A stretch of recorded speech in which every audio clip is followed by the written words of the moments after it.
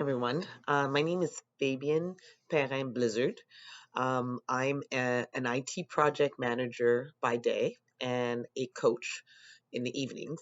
So I do dabble in both. In my IT project manager role, I tend to work with teams and work with multiple engineers in developing different cloud platform and other with coaching. It's kind of the same thing. You kind of have you're just managing a lot of different initiatives within your team, which is different phases of your seasons. So and that's kind of like between the two of them, I'm able to grab different things from the different roles that I have and the different hats that I wear. One of the key things that I like to also mention is how important your family is. The fact that I'm wearing two hats, with my regular job during the days and my coaching job, it is so important to have support from your family. My husband is my number one fan, always ready to support, drive someone home for me if I'm caught doing a second practice or running a different clinic. So I can always call him and he'll come over and drive people to where they need to be. So he's always been very helpful. He's also a sports guy. He's a head coach for football, so it helps out where he understands the world that I live in. I also have two wonderful children. They're adults now. My daughter does play professional basketball, so it's great to have someone that does play the sport. She's right behind me. And then my son played basketball for a very long time, but gravitated to football. And it's just about to finish his last year at Guelph. So, I have many adults, but these kids have been, my rock along with my husband. So, and they support every crazy idea that I have, especially when I'm working during the day and then I'm doing basketball in the evening and I'm taking off for 2 days on the weekend. So those are the kind of things where you have people that love you, that support you, that's able to allow you to reach your full potential because you can't do it without that support system, along with so many other people around me that support what I do and support what women do. And that's a big thing. And I try to surround myself with those people. Other key areas for me, when I look at the role that I have with Accenture as an in infrastructure technology, one of the key areas I've came across has been traveling as a woman.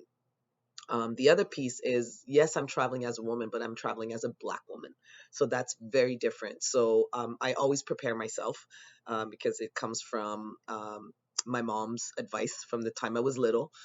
She always said, "You're a double minority. Make sure you go prepared." In anything, you're coming into a room, be prepared, know your material. You're going into an exam, be prepared. So I always made a point of understanding. So when I travel, there was one travel I had, which was India.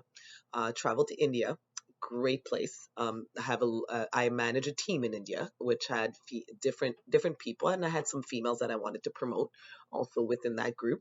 But I did have meetings I needed to attend. So I'm going into this meeting and suddenly I'm trying to make some points and I'm being dismissed in terms of, talking and all that. So I basically just said, you know what, if you guys are not going to respect what I have to say, I don't want to be in this meeting. I'm going to go spend time with my team on the floor. So I left. As I closed the door, my heart was pounding. I couldn't believe I just did that. So but it felt good, but it also like, ooh, okay, what did I just do? But at the same time, it was like I just refused to be treated that way. And the old me would have sat there and taken it. I think the new me, as I started to get more confident in what I was bringing to the table, it was not acceptable anymore, and I think it should never be acceptable at any point. And that's what I slowly discovered, especially when I think with my daughter, I just wanted it to be different for her, so I needed to step up, and really, being able to voice. And the next day, I get an apology, and there's like, "Please come back to the meetings." We apologize, and again, I had an understanding of the Indian culture. I knew because I was trying to promote the women from my team, and I wasn't able to. And it's not something that is done because of their culture and the fact that some of these women are going to get married and going to take care of the family. But these were very smart women. So again, it's us getting used to the North American versus the Indian culture. And I've accepted that when I read that, but it doesn't mean, I said, we're a global company. So respect for the individual and the values that we bring forth is applicable wherever you go. And I think that's where they basically, apologized, made sure that I came back. And again, now they're friends of mine and invite me to any weddings that they have in India at this point. But it was being able to step up that way made them realize that that was not acceptable. And I think everyone should do that. When you see an injustice or you see something happening in your place of work, you do have to step up. When it comes to basketball, I've seen different things because I've been doing basketball for 27 years. Started at the university, as a player, and then became an apprentice coach and stayed on with that staff at the University of Ottawa, and became head coach in the end of my tenure as well, which I totally fully enjoyed. And with Accenture, I've been there for 25 years. So I started coaching before getting into Accenture, and they hired me because of my team skills, and they really interviewed me. When they interviewed me, they talked about all the different challenges I have with teams. So it was very interesting how it was important to them that I knew how to operate in team and communicate, and what teamwork looks like. So as I got into basketball more and I became a head coach, I started to notice that the referees will walk over to the male coach, assuming every time that he's the coach. When I coached with my husband, they did that all the time. And he would say, hey, she's the brains, walk over there. Um, but it's something that even, our culture is not used to. I'm in a league right now, there's 4 women. Out of 16 teams, there's 4 women head coaches. So there is that, that kind of problem where we have to have more women in those positions. So because those are role models. Not saying that men should not be there. It's very important that people understand that men and women working together bring different perspective on your coaching staff. And I think that's really important because your young athletes should not go onto the world not understanding that perspective that both male or female coaches can provide. I think that's very, very important. So for me, as I got into that role, what I noticed, the one story I will say is that there was a referee that was refereeing our game, and the coach that I'm playing against is losing his mind. He's jumping out of his skin. He's swearing. He's doing everything. I just made one comment in terms of like, you're gonna have to even things up right now, like something to that effect. And I got, sit down, ma'am. I'm like, this guy's been swearing at you. I just made one comment, and you asking me to sit down. So again, it's that that female coach that's saying something versus the male coach. So there's those types of culture within basketball that we also have to grow, a little bit more as it comes to our women. So it's very important when we look at this, and I encourage. I've done it with my daughter for years. From the time she was little, it was really basically understanding, loving yourself, understanding who you are. And I always ask her when I think by the time, as soon as she started talking, I said, why do you love you? Why, I love me because is what she had to say.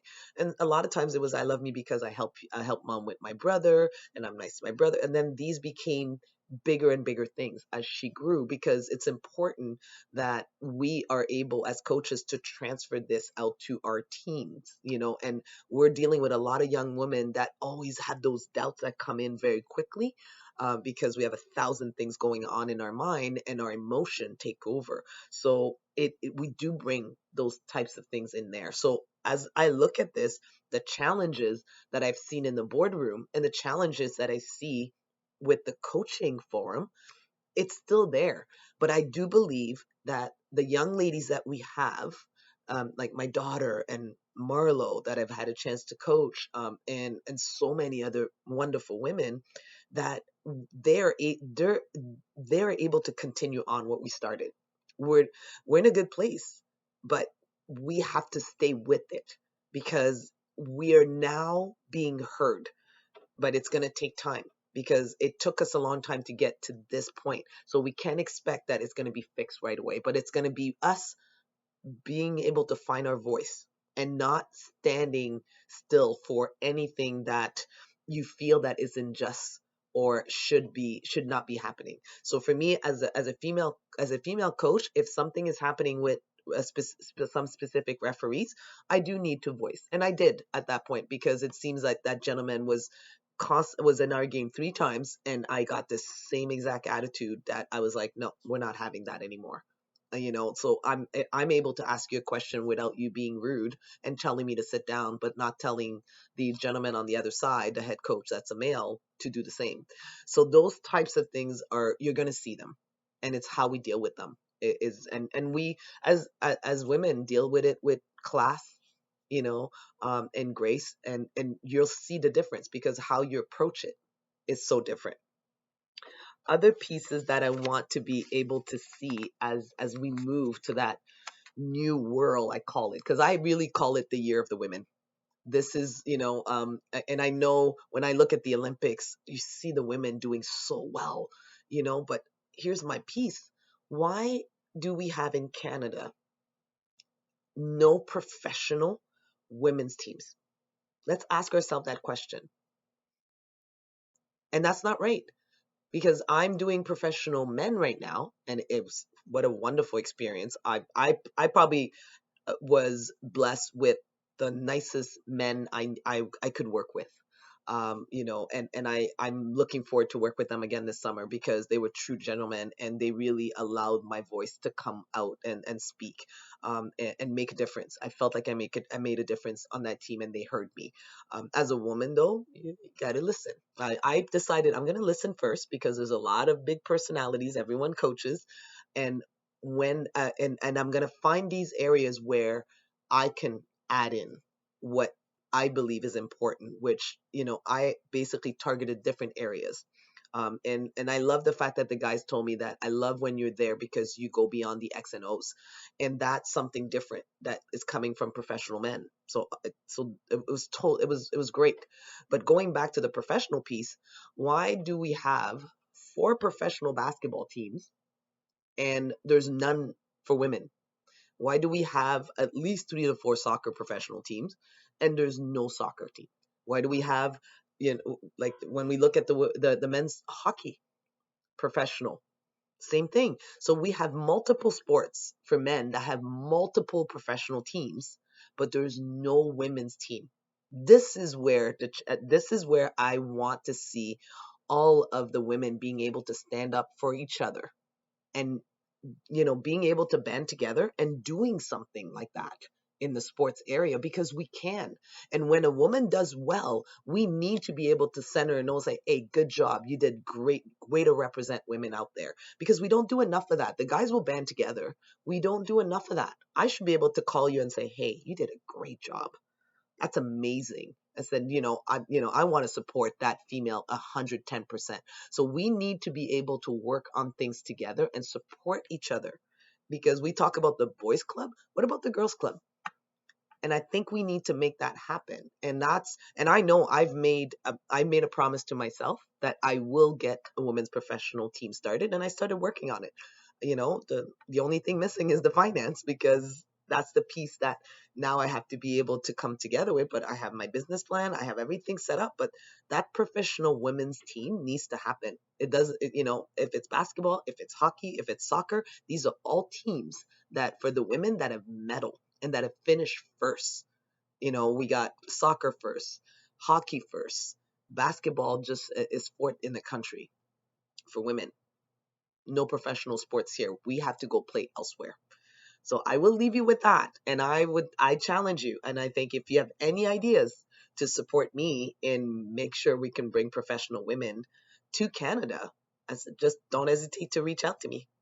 Hope you've enjoyed the talk. Talk to you soon. Bye.